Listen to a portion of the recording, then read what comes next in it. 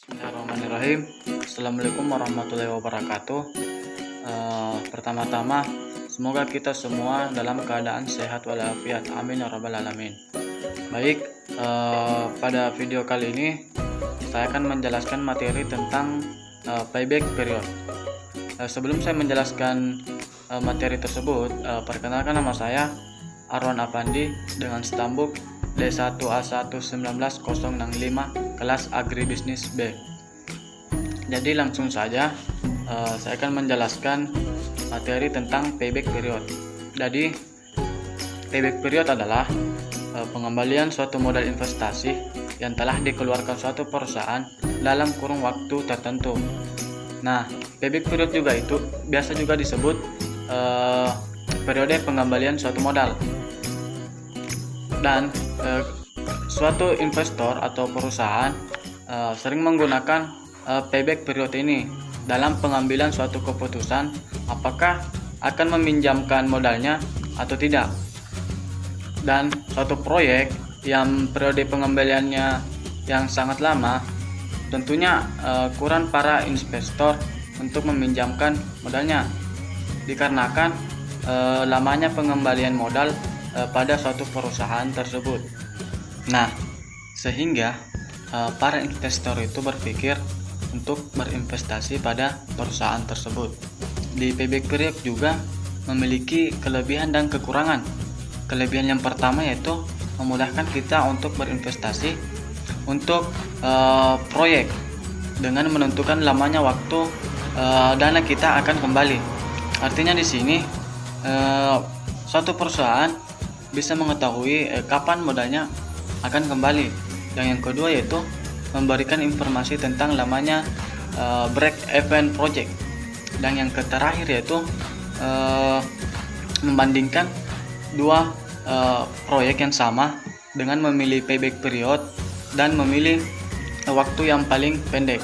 Artinya di sini ketika dua proyek tersebut kita bandingkan, maka kita akan memilih waktu yang pendek untuk kembalinya modal kita.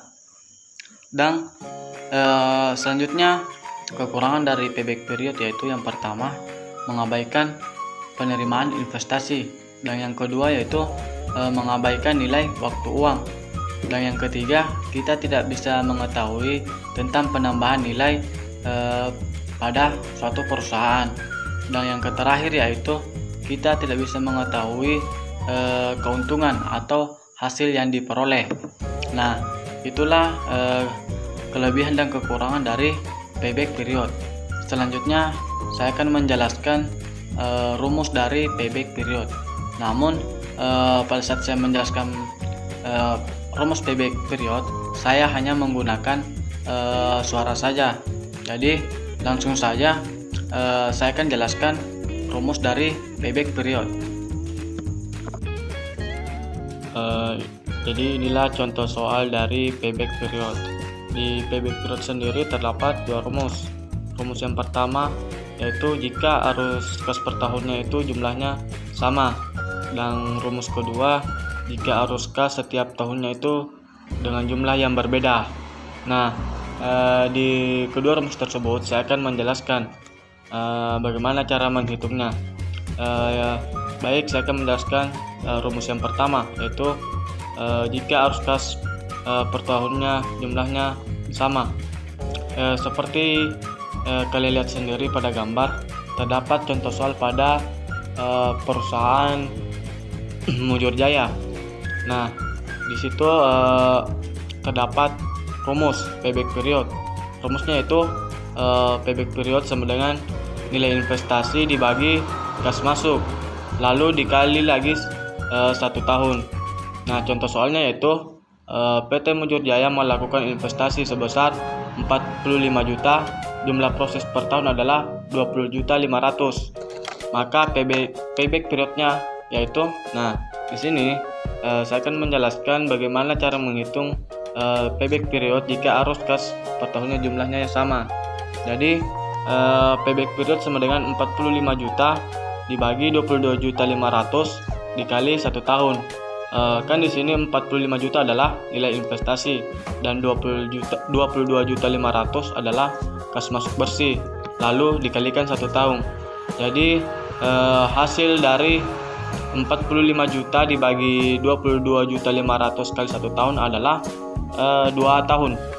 Jadi payback periodnya adalah selama 2 tahun.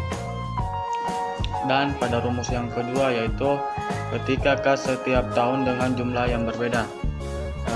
Dengan rumus payback period sama dengan N ditambah A kurang B dibagi C kurang B lalu dikalikan 1 tahun, di mana A adalah jumlah investasi mula-mula dan B jumlah investasi arus kas pada tahun ke N dan C jumlah kumulatif arus kas pada tahun ke N tambah 1.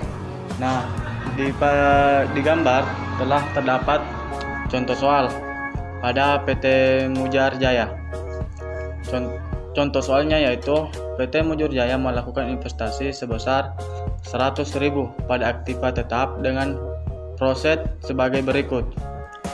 Pada tahun pertama yaitu 50.000 dan proses kumulatifnya itu 50.000.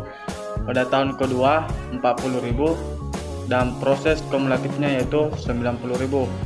Dan tahun ketiga 30.000 dan proses kumulatifnya itu 120.000.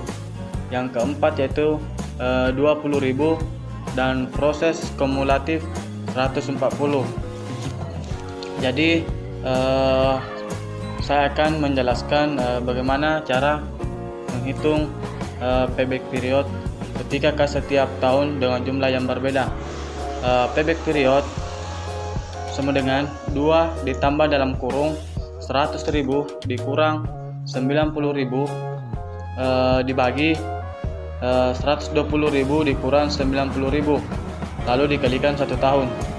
Jadi payback periodnya ketika 100.000 dikurang 90.000 maka sisanya tinggal 10.000, lalu dibagi 120.000 dikurang 90.000 maka hasilnya tinggal 30.000 lalu dikalikan 1 tahun. Jadi 2 ditambah 100.000 dibagi 300.000 lalu dikalikan 1 tahun. Jadi payback periodnya yaitu 2,33 atau 2 tahun 4 bulan. Jadi itulah rumus dari payback period jika kas setiap tahun dengan jumlah yang berbeda. Oke, jadi itulah materi dari payback period. Jadi jika terdapat kesalahan dalam video mohon dimaafkan, dan jika terdapat kekurangan mohon dimaafkan juga, karena di sini juga saya masih belajar. Jadi sekian dari saya. Assalamualaikum warahmatullahi wabarakatuh.